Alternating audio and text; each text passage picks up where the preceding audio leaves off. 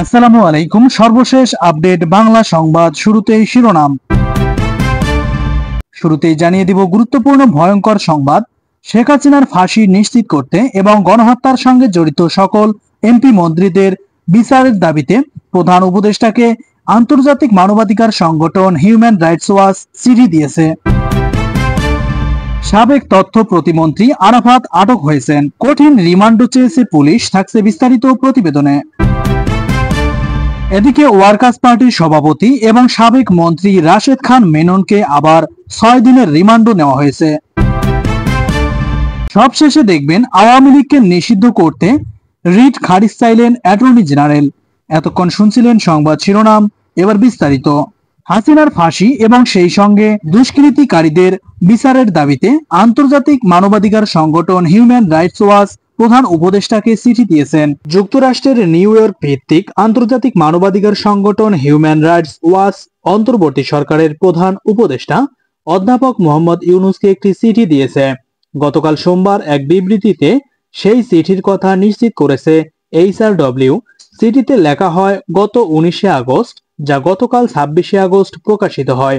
প্রধান উপদেষ্টাকে লেখা সেই চিঠিতে বলা হয়েছে, বাংলাদেশে সাম্প্রতিক সময়ে ঘটে যাওয়া ঘটনার তদন্ত এবং জবাবদিহিতার জন্য একটি স্বাধীন প্রক্রিয়া প্রতিষ্ঠা করার জন্য অন্তর্বর্তী সরকারের উচিত জাতিসংঘ মানবাধিকার কাউন্সিলের আসন্ন অধিবেশনে একটি রূপরেখা চাওয়া। চলতি বছরের 9 সেপ্টেম্বর কাউন্সিলের 57তম অধিবেশন শুরু হবে। হিউম্যান রাইটস ওয়াচ বলেছে, বাংলাদেশের সাবেক প্রধানমন্ত্রী শেখ হাসিনার 15 বছরের প্রশাসনে গুম, নির্যাতন এবং বিচার বহির্ভূত হত্যাকাণ্ডের বিরুদ্ধে স্বাধীনভাবে কাজ করার জন্য এবং আন্তর্জাতিক মানদণ্ড ঠিক রাখতে অন্তর্বর্তী সরকারের উচিত জাতিসংঘের বিশেষজ্ঞদের সঙ্গে কাজ করা। এছাড়া বাংলাদেশে আশ্রয় প্রার্থী রোহিঙ্গা শরণার্থীদের সুরক্ষা দেয়া, অন্তর্বর্তী সরকারের নারী প্রতিনিধিত্ব বৃদ্ধি এবং র্যাপিড অ্যাকশন ব্যাটালিয়ন বা র্যাবের মতো বাহিনীকে ভেঙে দেওয়ার আহ্বানও জানানো হয়েছে এই চিঠিতে। বাংলাদেশের গণহত্যার সঙ্গে যারা যারা জড়িত রয়েছেন তাদেরকে কঠিন বিচারের মুখোমুখি করতে চিঠি দিয়েছে আন্তর্জাতিক মানবাধিকার এই সংস্থাটি। এদিকে সাবেক তথ্য প্রতিমন্ত্রী মোহাম্মদ আলী আরাফাত আটক হয়েছেন। মঙ্গলবার 27 আগস্ট রাজধানীর গুলশান থেকে পুলিশ তাকে আটক করেছে বলে সংশ্লিষ্ট সূত্রে জানা যায়। গত 5 আগস্ট প্রধানমন্ত্রীর পদ থেকে পদত্যাগ করে শেখ হাসিনার দেশ ত্যাগের পর সাবেক এই প্রতিমন্ত্রীকে জনসমক্ষে দেখা যায় নাই। সাম্প্রতিক বৈষম্য বিরোধী ছাত্র আন্দোলন চলাকালে কবি নজরুল সরকারি কলেজের শিক্ষার্থী মোহাম্মদ তাহিদুল ইসলাম নিহতের ঘটনায় সাবেক প্রধানমন্ত্রী হাসিনা সহ অন্য 47 জনের সঙ্গে মোহাম্মদ আলী আরাফাতও আসামি রয়েছেন। এছাড়াও একই রকম আরো কয়েকটি মামলায়ও অন্যদের সঙ্গে তাকে আসামি করা হয়েছে। আরাফাত দীর্ঘদিন ধরে আওয়ামী লীগের একজন থিঙ্ক ট্যাঙ্ক হিসেবে কাজ করেছেন। আগে বিভিন্ন টেলিভিশন টক শোতে দলের হয়ে বিভিন্ন বিষয় নিয়ে আলোচনা করতেন। এরই ধারাবাহিকতায় তিনি 2022 সালের ডিসেম্বরে আওয়ামী লীগের কেন্দ্রীয় কার্যনির্বাহী কমিটির সদস্য হন। এদিকে বৈষম্য বিরোধী ছাত্র আন্দোলন চলাকালীন সময়ে রাজধানীর আদাবর থানার গার্মেন্টস কর্মী রুবেল হত্যা মামলায় গ্রেপ্তার হয়েছেন ওয়ার্কার্স পার্টির সভাপতি ও সাবেক মন্ত্রী রাশেদ খান। রাশেদ খান মেননকে আবারও 6 দিনের রিমান্ডে পাঠানোর আদেশ দিয়েছেন আদালত। আজকে মঙ্গলবার 27 আগস্ট মামলার তদন্ত কর্মকর্তা আদাবর থানার পরিদর্শক মিন্টু চন্দ্র বণিক তাকে আদালতে হাজির করে গ্রেপ্তার দেখানো সহ 10 দিনের রিমান্ড চেয়ে আবেদন করেন। শুনানি শেষে ঢাকার মেট্রোপলিটন ম্যাজিস্ট্রেট সাইফুর রহমানের আদালত এই আদেশ দেন। এর আগে গত 22 আগস্ট রাজধানীর গুলশান থেকে রাশেদ খান মেননকে গ্রেপ্তার করা হয়। 23 আগস্ট রাজধানীর নিউ মার্কেটে ব্যবসায়ী আব্দুল ওয়াদুদ হত্যা মামলায় তার 5 দিনের রিমান্ডও মঞ্জুর করে আদালত। এদিকে রাজধানীর নিউ মার্কেটে দোকান কর্মচারী শাহজাহান আলীকে গুলি করে হত্যার অভিযোগে দায়ের হওয়া মামলায় জাতীয় সমাজতান্ত্রিক দলের জাসদ সভাপতি হাসানুল হক ইনুকে আদালতে হাজির করা হয়।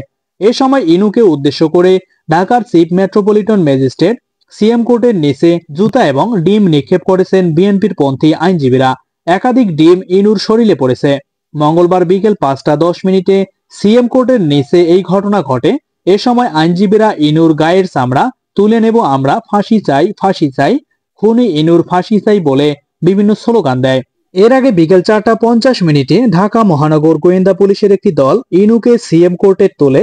নিরাপত্তার প্রয়োজনে তাকে বহনকারী গাড়ির সামনে পেছনে পুলিশের 3টি প্রোটেকশন গাড়ি ছিল। আদালত সূত্রে জানা যায়, ঢাকার মেট্রোপলিটন ম্যাজিস্ট্রেট আলী হায়দারের আদালতে এই রিমান্ড শুনানি অনুষ্ঠিত হবে। এর আগে সোমবার বিকেলে উত্তরার একটি বাসা থেকে ইনুকে গ্রেপ্তার করে ডিবির একটি টিম। মামলার নথি থেকে জানা যায়, গত 16 জুলাই বৈষম্য বিরোধী ছাত্র আন্দোলন চলাকালে শাহজাহান আলীকে হত্যার অভিযোগে তার মা আয়েশা বেগম নিউ মার্কেট থানায় একটি মামলা করেন। মামলায় আসামি করা হয় অজ্ঞাতনামা। এই মামলায় ইনুকেই গ্রেপ্তার করা হয়। এদিকে আওয়ামী লীগের নিষিদ্ধ এবং নিবন্ধন বাতিল চেয়ে করা রিটটি সরাসরি খারিজ চেয়েছেন অ্যাটর্নি জেনারেল মোহাম্মদ আসাদুজ্জামান। মঙ্গলবার রিটকারী আরিফুর রহমান মুরাদ ভূঁইয়া রিটের পক্ষে শুনানি করার পরে অ্যাটর্নি জেনারেলের এই রিটটি খারিজ চেয়েছেন। এ সময় রাষ্ট্রের প্রধান আইন কর্মকর্তা হাইকোর্টকে বলেন, অন্তর্বর্তী সরকারের কোনো উদ্দেশ্য নেই কোনো রাজনৈতিক দলকে নিষিদ্ধ বা নিবন্ধন বাতিল করা।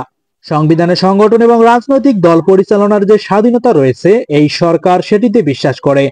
আর বিগত কর্তৃত্ববাদী সরকারের সঙ্গে জড়িতদের অন্যায় অবিচারের বিচার আইন আদালতের মাধ্যমেই হবে। সেটার জন্য কোনো রাজনৈতিক দল নিষিদ্ধ করা সমীচীন নয়, এমনটি বলেছেন তিনি। প্রিয় বন্ধুগণ, এই ছিল আজকের সর্বশেষ বাংলা সংবাদ।